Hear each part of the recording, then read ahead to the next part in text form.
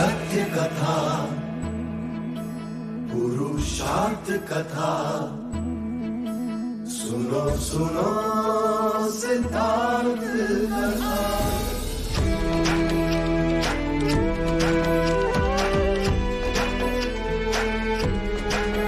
संसार में दुख का कारण क्या,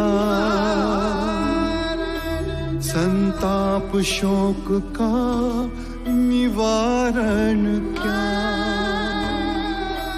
संसार में दुख का कारण क्या, संताप शोक का निवारण क्या। इस खोज में सब कुछ त्याग दिया, हर वैभव से वैराग लिया। वो सृष्टि से संयुक्त हुए, सिद्धार्थ से गौतम बुद्ध हुए।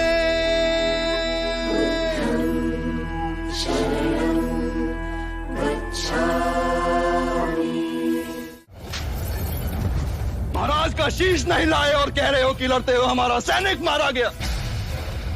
और दूसरा बुद्ध का भिक्षुक बनने के लिए उनके सामने आत्मसमर्पण कर रहा है।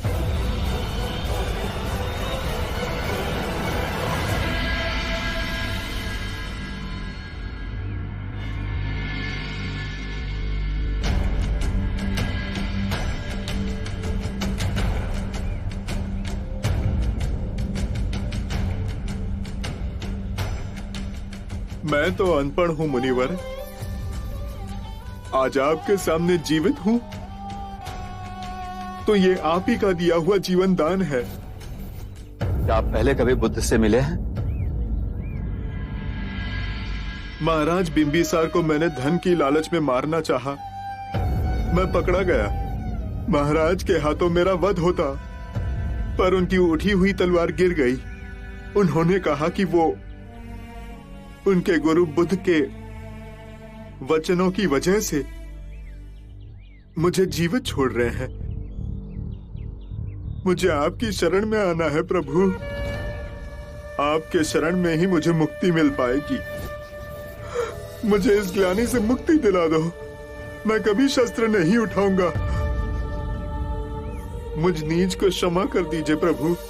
इस क्षण तुम्हारे अंतर में ये विचार उत्पन्न हुआ कि तुम पाप कर रहे थे, उसी क्षण स्वयं तुमने अपने मुक्ति के मार्ग पर पहला पग रख दिया था।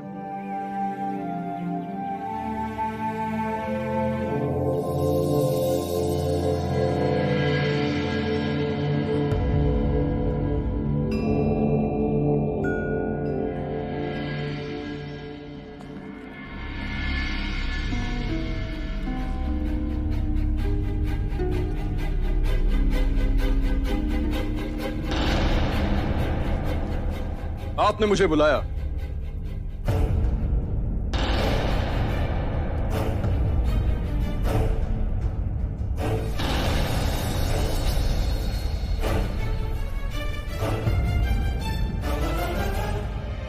आज हमारा पुत्र हमसे आंखें चुरा रहा है।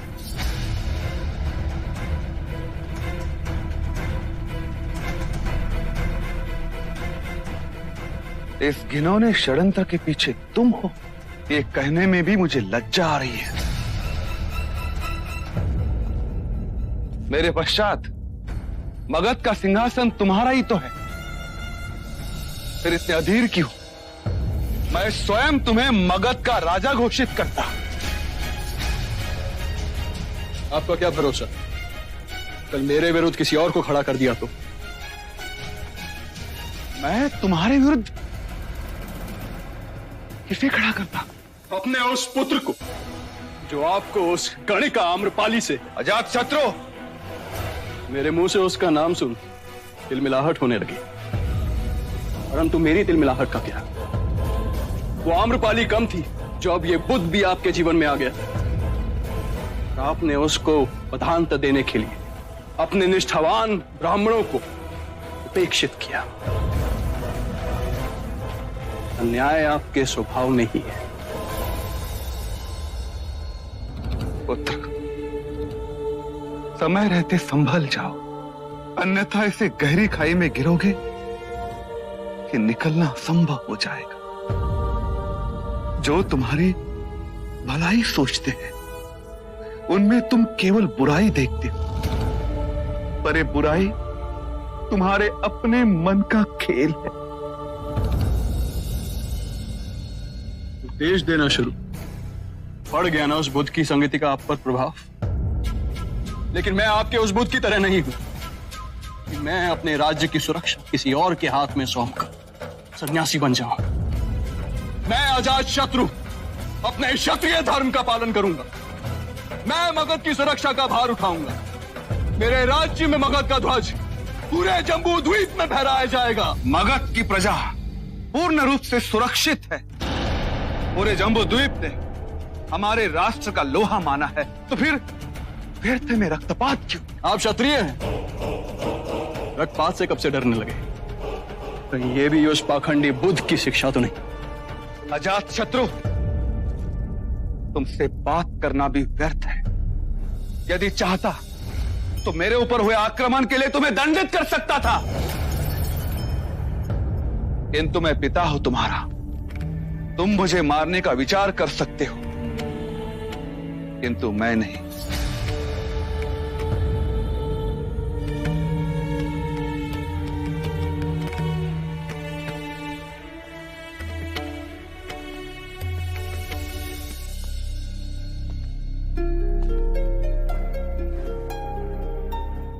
एक पिता के लिए इससे अधिक पीड़ा की बात क्या होगी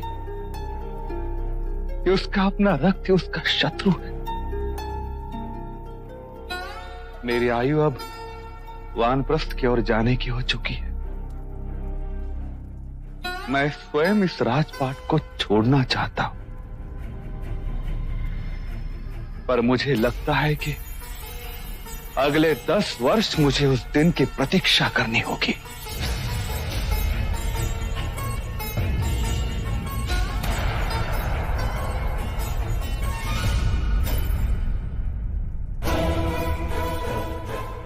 यदि इस पूरे विश्व में मुझे किसी से घृणा है तो वो आप हैं। तो तुम भी सुन लो, जब तक तुम सिंहासन पे बैठने योग्य नहीं हो जाते, मैं स्वयं तुम्हें मगध के सिंहासन पे बैठने नहीं दूंगा।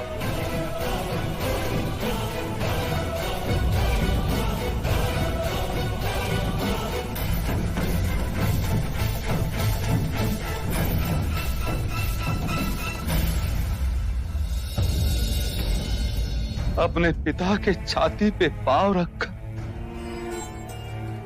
तुम कौन सी ऊंचाई छूना चाहते हो पुत्र? पिता और पुत्र का ये नाता होता।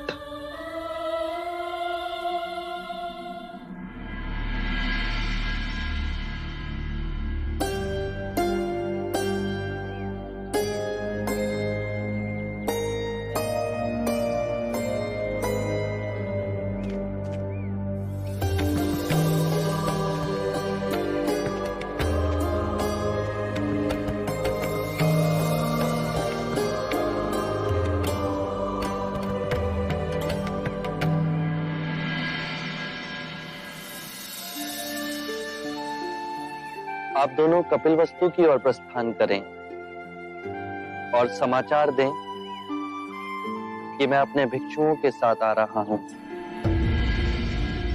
अब कपिलवस्तु के घर घर में दीप जलाए जाएंगे। अमात्य, आप किन विचारों में खो गए? मैं तो हर क्षण बुद्ध में खोता जा रहा हूं। इतने शांत और सुगम, जैसे आकाश में स्वतंत्र मंडराते बादल। चिंता मारी, चाह मारी।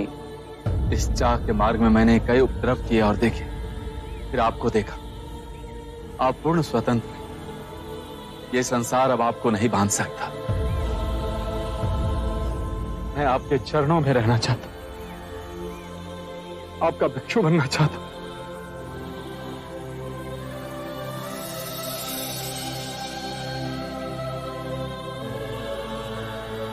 आप मुझे कपिलवस्तु में दीक्षा दीजिएगा। आपका भिक्षु बना तो मेरा जीवन सफल हो जाएगा। चन्ना, तुम भिक्षु ना बनोगे? मैं भिक्षु कैसे बन सकता हूं? मैं तो सारथी पुत्र हूं। नहीं चन्ना, मेरे परम सत्य के मार्ग में ना वर्ण भेद है, ना जाति भेद। इन सभी भेदों को इसी जगत ने बनाया है। इन भेदों का परम ज्ञान से कोई नाता नहीं। तो क्या मैं भी? परंतु मैं चाहकर भी भिक्षु ना बन सकूंगा। क्यों? बिना देवी यशोधरा की आज्ञा के मैं ये भिक्षु व्रत ना ले सकूंगा। जब मैं आपको वन छोड़कर कपिलवस्तु वापस लौटा तो मैं बहुत दुखी था। देवी यशोधरा ने अपनी पीड़ा को बुलाकर मेरे दुख को संभाला, मुझे दिन रात सांत्वना दी। वो महाराज और महादेवी की बैसाखी बनी, राहुल को माँ और पिता का प्रेम दिया। मैं ऐसी कठिन परिस्थिति में उन्हें छोड़कर कदापि नहीं। मेरी इस परम सत्य की खोज में तुम सबका महान त्याग है। यशोधरा का मैं ऋणी हूं।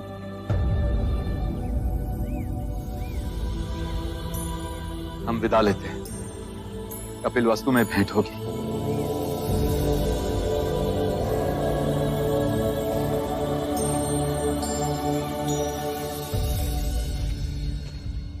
व्यक्ति भिक्षुक बनते हैं। कभी तुमने अंतर्मन के भिक्षु को देखा है? वो देखो, वो जा रहा परम भिक्षु।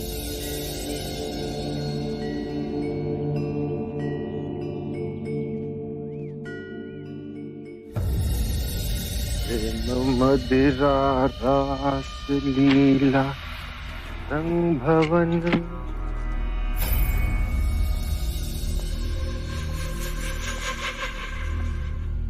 ये क्या पागलपन है यशो? सिद्धार्थ के सन्यासी बनने की सूचना मैंने तुम्हें दी थी और तुम उसी का अनुसरण करने लगी। मैं कृपा मानती हूं तुम्हारी, जो तुमने मुझसे उनके बारे में सत्य कहा। जो रहा सहा मोह था मेरे सौंदर्य को लेकर, अब वो भी समाप्त हो गया।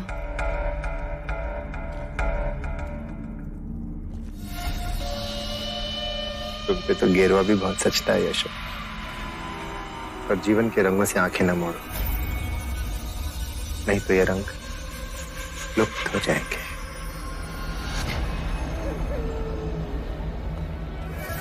तुम्हारे भाग्य में महादेवी बनना लिखा है यशो।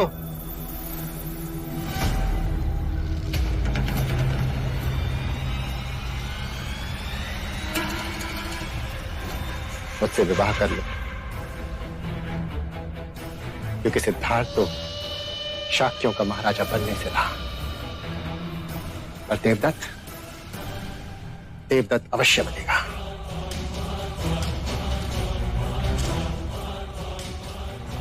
वही देवदत्त जो दिन रात तुम्हारे प्रेम की अग्नि में जलता है यशो। आयु बढ़ गई, पर राजा रानी के खेल से मन नहीं भरा अभी तक तुम्हारा। और ये मैंने कहा भी नहीं। मैं तब भी अडिगी रहूंगी, बस केवल कपिलवस्तु के भविष्य पर रोना आएगा, जिसे तुम जैसा अयोग्य राजा मिलेगा। हाँ, सारी योग्यता तो तुम्हारे सिद्धार्थ में भरी है ना, सर्वगुण संपन्न। मत जलाओ अपने आप को प्रतिस्पर्धा में, मत करो अपनी तुलना उनसे। ऐसा क्या है तेरे सिद्धार्थ में जो मुझ में नहीं है?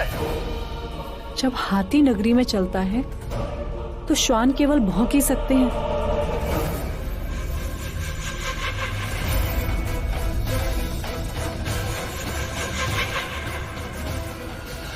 हाथी?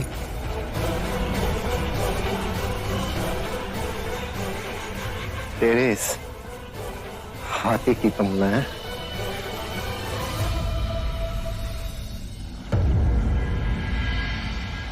सुनो सुनो सुनो सुनो सुनो, सभी सुनो सुनो, अमात्य और चन्ना आ गए। अमात्य और चन्ना आ गए। क्या समाचार लाए हो?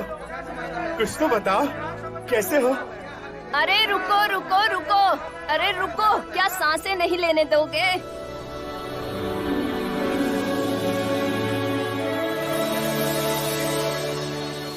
आपका धन्यवाद। अब हम सबको धन्य करो।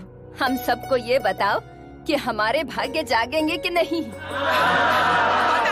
जागेंगे, अवश्य जागेंगे। हमारे युवराज सिद्धार्थ शीघ्र ही कपिलवस्तु आ रहे हैं। हे प्रभु।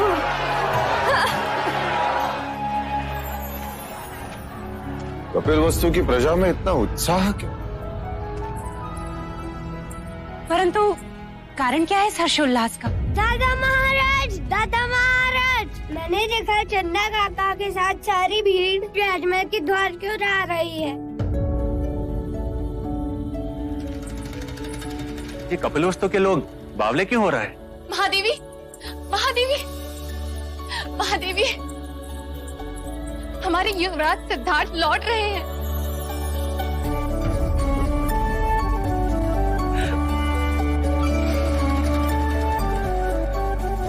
महाराज,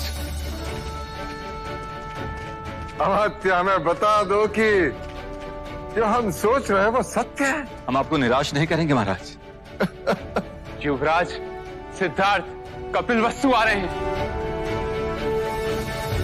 पूरे महल को सजाओ, सिद्धार्थ के कक्ष को नए रंग से पुतवाओ, नए कलाकार बुलाओ, उसके कक्ष में नए चित्र बनाओ। क्षमा महाराज, युवराज सिद्धार्थ नहीं, शाक्य मुनि बुद्ध लौट रहे हैं। वो राजमहल में नहीं रहेंगे। सिद्धार्थ अपने घर में नहीं रहेगा। सोने चांदी की जहां चमक हो, छल कपट का जहां निरंतर कारोबार हो,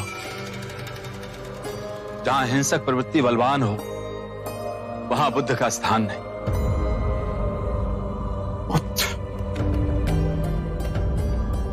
करोड़ों सूर्यों से प्रकाशमान सिद्धार्थ गौतम बुद्ध वो अपने भिक्षु गण के साथ वन में प्रवास करें।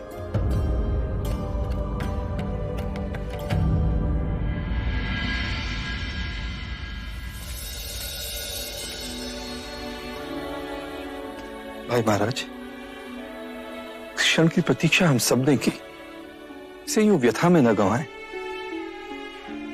चन्ना काका, क्या आपने मेरा खिलौना पिताजी को दे दिया? हाँ, वो तुम्हारे बारे में बहुत उत्सुक थे और पूछ रहे थे कि हमारे राहुल का हृदय कैसा है।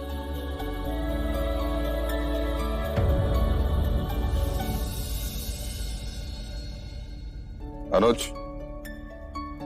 ऋणोधन, संपूर्ण कपिलवस्तु को सजाया जाए। कपिलवस्तु के सारे मार्ग फूलों से सजाया जाए। मुख्य द्वार पर अशोक के तोरण बांधे जाए। नगर चौक पर रंगोलियां बनाई जाए। हर द्वार दीपों की माला से सुसज्जित किया जाए। सिद्धार्थ के आने के हर मार्ग पर उसे सुविधाएं हो। मार्गों से कंकर पत्थर दूर करो। हर मार्ग पर पानी का छिड़काव हो। सिद्धार्थ को ठहरने के लिए निगरोधा वन में कुटिया बनाई जाए। उनके अनुयायियों के लिए भी कुटिया निर्माण हो।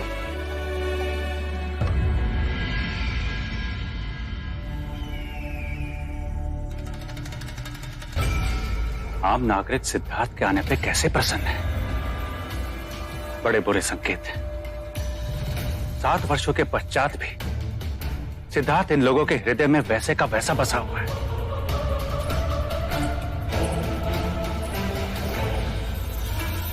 यदि देवदत्त शाक्यों के सिंहासन पर बैठ भी गया तो लोग उसका साथ ना देंगे। कि आप लोग हर समय मुंह लटकाए क्यों बैठे रहते हैं? हम इसलिए ऐसे बैठे हैं क्योंकि अपने दुर्दिन के आने की आहट सुन रहे हैं। सिद्धार्थ अपने अनुयायियों के संग आज रात्रि निगरोध वन में पहुंचने वाला है। कल प्रातः ही वो कपिलवस्तु में प्रवेश करेगा।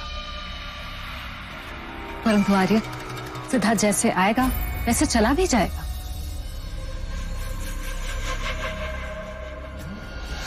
देवदत्त, जब तक सिद्धार्थ यहाँ है कोई भी व्यर्थ का वाद विवाद खड़ा मत करना। कोई कांड या उपद्रव भी मत करना। जो निश्चय मैंने किया है मैं उस पर अडिग रहूंगा। अब कौन सी मूर्खता का निश्चय किया तुमने? सिद्धार्थ कपिलवस्तु अवश्य जीवित आया है, किंतु जीवित लौटेगा नहीं।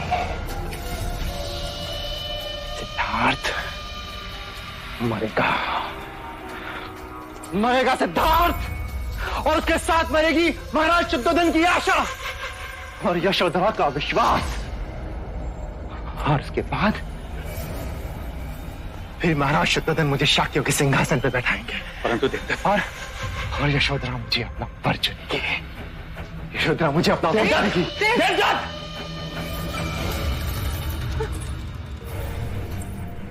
आर्य,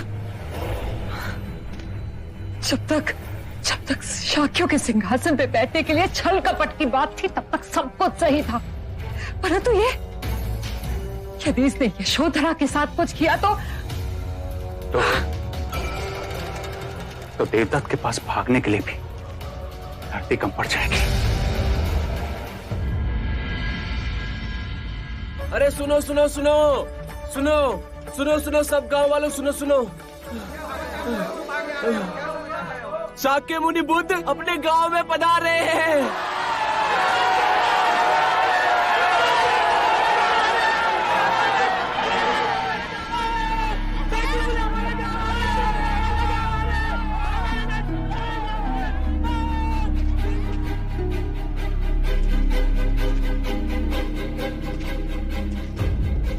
महाराज की जय हो।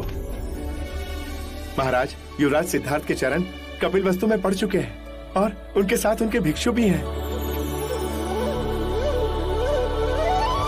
शाक्य मुनि बुद्ध की, शाक्य मुनि बुद्ध की, शाक्य मुनि बुद्ध की, शाक्य मुनि बुद्ध की, शाक्य मुनि बुद्ध की, शाक्य मुनि बुद्ध की, शाक्य मुनि बुद्ध की, शाक्य मुनि बुद्ध की।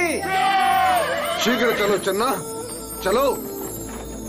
शाक्य मुनि बुद्ध की, शाक्य मुनि बुद्ध की, शाक्य मुनि बुद्ध की, शाक्य मुनि बुद्ध की, शाक्य मुनि बुद्ध की, शाक्य मुनि बुद्ध की, शाक्य मुनि बुद्ध की, शाक्य मुनि बुद्ध की।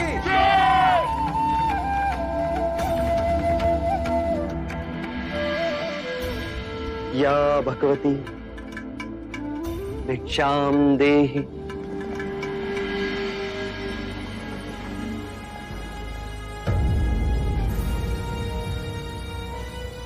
चन्ना, सिद्धार्थ कहाँ है? वो कहीं दिखाई नहीं दे रहा। वो रहे गेरू वस्त्र में भी जो सबसे भिन्न दिखाई दे रहे।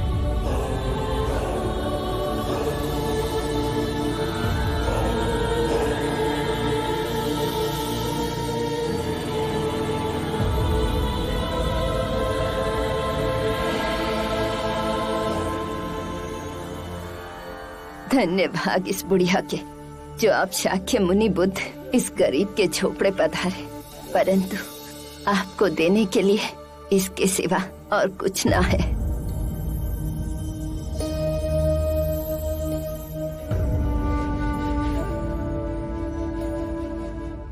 मेरे भोजन के लिए इतना पर्याप्त है मां।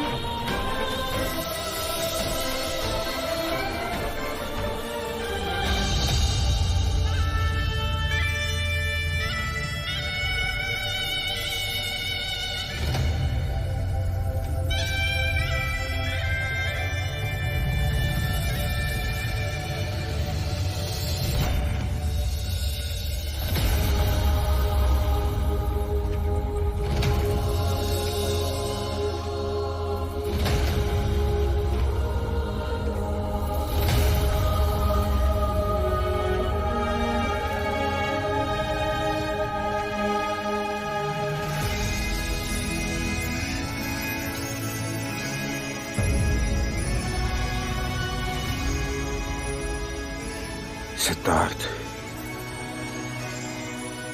मेरे पुत्र,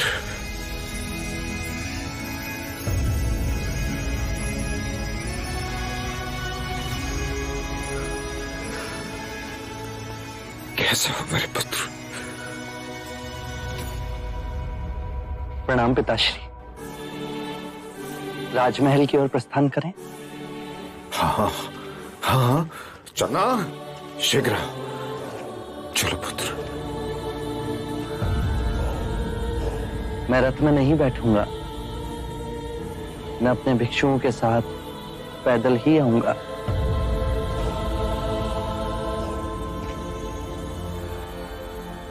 आओ पुत्र। कपिल वस्तु आने के पश्चात हमें लगा कि तुम सर्वप्रथम महल में आओगे, हमसे मिलोगे।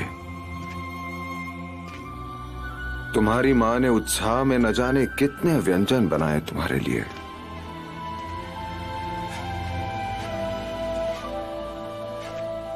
परंतु जो हमने देखा उसकी कल्पना नहीं थी कि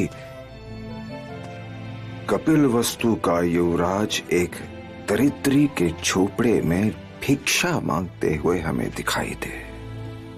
पिताजी, अब मैं युवराज नहीं, भिक्षु, और अब मैं अकेला भी नहीं।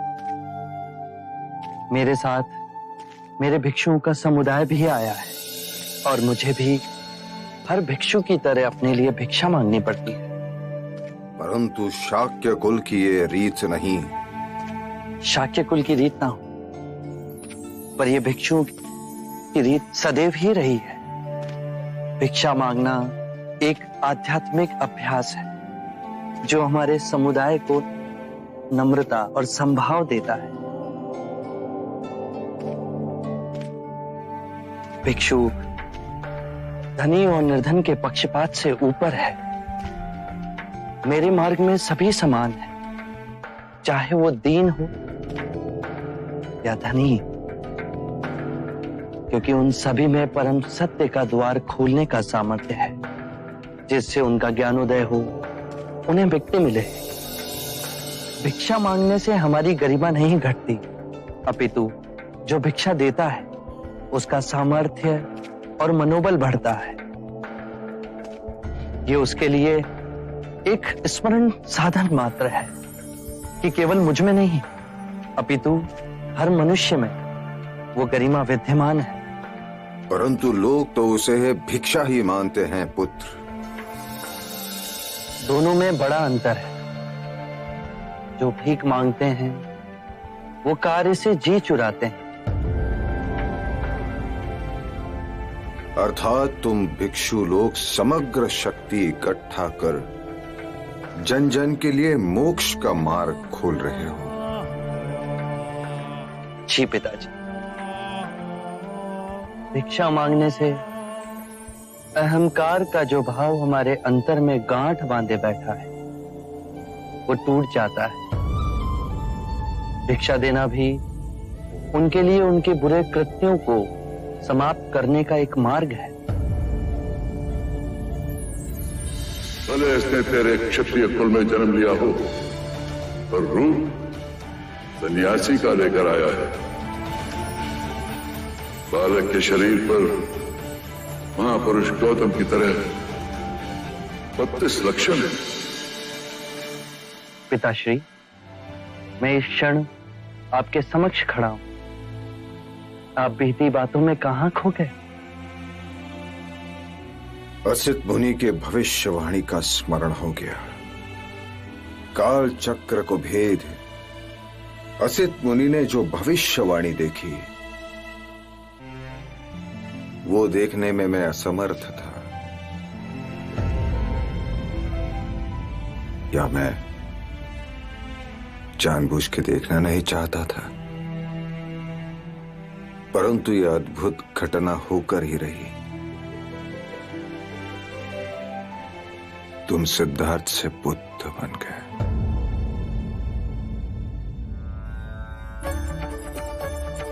वो आ गए। देवी, युवराज सिद्धार्थ आ गए हैं। क्या? तू जा और महादेवी प्रजापति को सूचना दे। जी। मंगला दीदी, दीदी, दीदी क्या बात है विभा? शुभ दिन आ गया दीदी। कौन सा शुभ दिन? हमारे सिद्धार्थ आ गए। आप जल्दी आइए। हाँ जल्दी आइए। महादेवी, महादेवी, महादेवी, लौशिका, महादेवी, दुख के दिन बीत गए हैं। हमारे युवराज सिद्धार्थ महाराज के साथ वापस आ रहे हैं।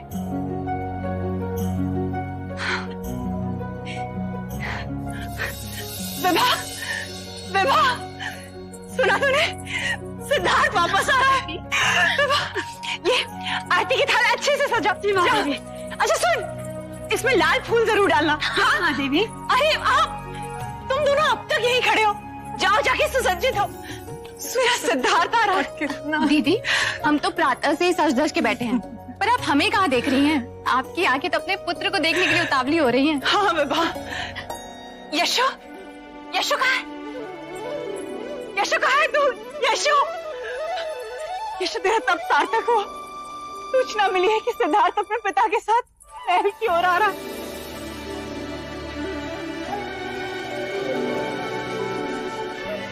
यशो, मैं चाहती हूँ कि जब सिद्धार्थ आए तो उसका स्वागत सबसे पहले तू करे, उसकी पहली आरती तू ही उतारे। चल मेरे साथ। यशो, क्या हुआ? तेरे पांव क्यों रुक गए? नहीं माँ, मैं नहीं आऊंगी।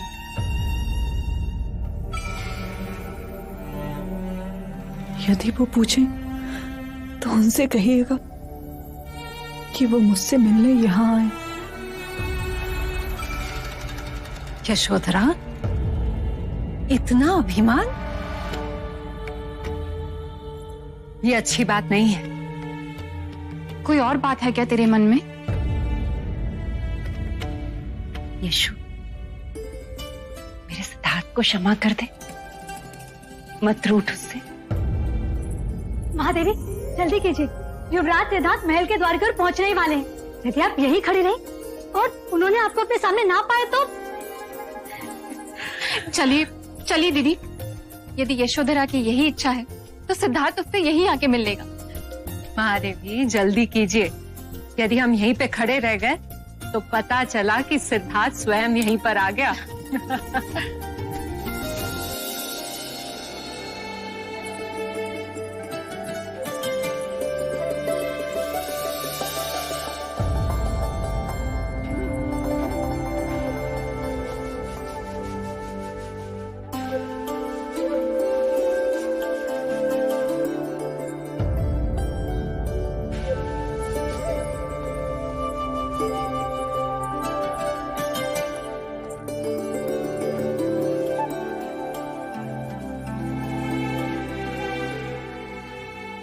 चाक्य मुनि बुद्ध की, चाक्य मुनि बुद्ध की, चाक्य मुनि बुद्ध की, चाक्य मुनि बुद्ध की, चाक्य मुनि बुद्ध की, चाक्य मुनि बुद्ध की, चाक्य मुनि बुद्ध की, चाक्य मुनि बुद्ध की।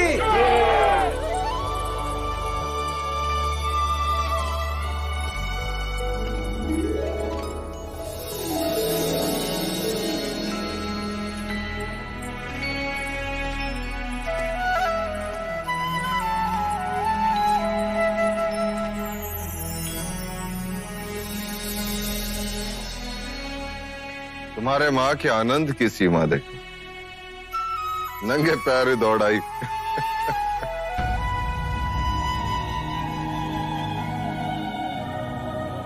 सिद्धार्थ के समक्ष आते ही तुम्हारे पैर क्यों रुक गए? ये मेरा ही पुत्र है। हाँ प्रजापति, पूर्णमासी के चंद्रमा की तरह धरती और गगन को चमकाने वाला यही तुम्हारा पुत्र है।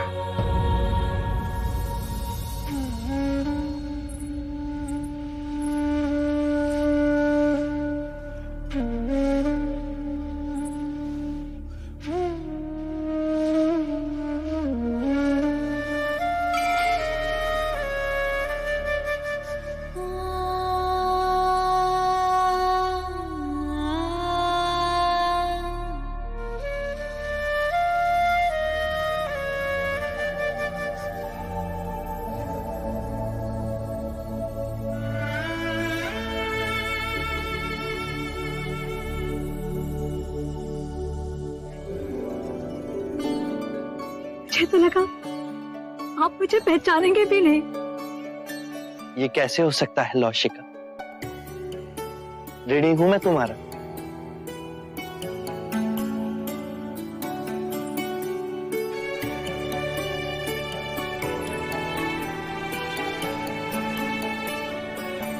महादेवी, युवराज को काला टीका लगा दे, कहीं इन्हें आप ही की दृष्टि ना लग जाए।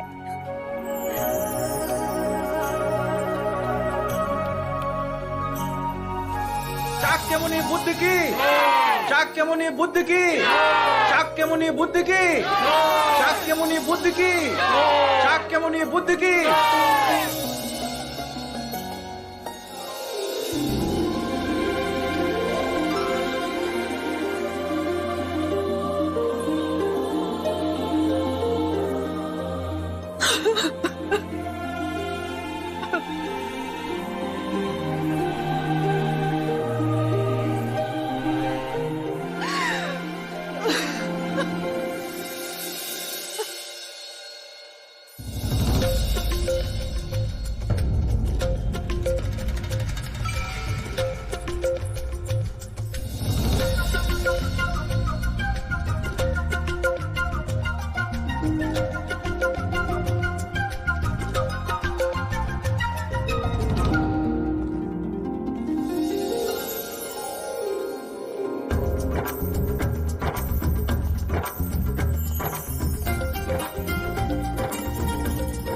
क्या मैं आपको पिता बुला सकता हूँ?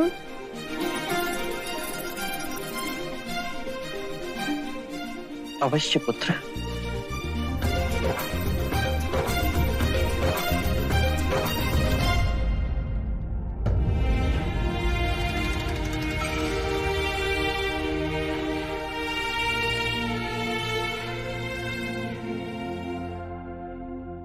आप मुझे भूल तो नहीं गए? मैं अपने पुत्र राहुल को कैसे भूल जाता?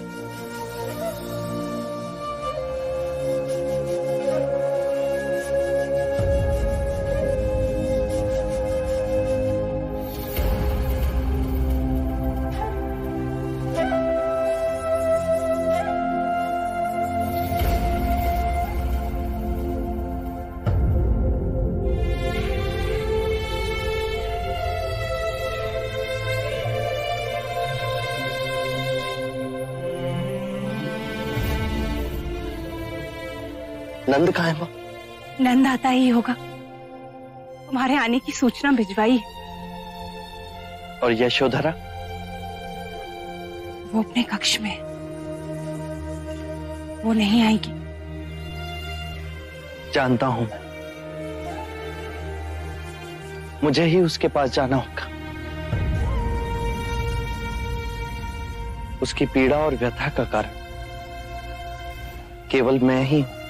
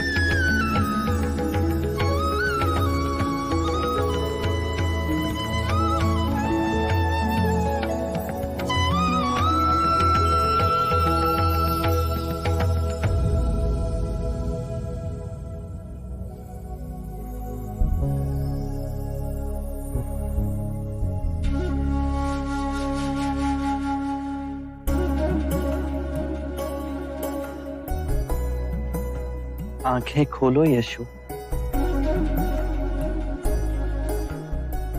जहां मैं तुम्हें छोड़कर गया था वहीं तुमसे मिलने आया हूं।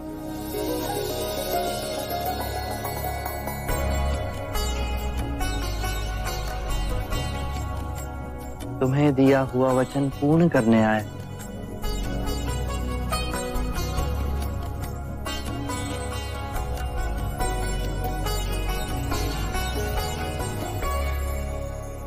आरंभ हो गई निर्वाण प्रथा, सुनो सुनो ये बुद्ध कथा।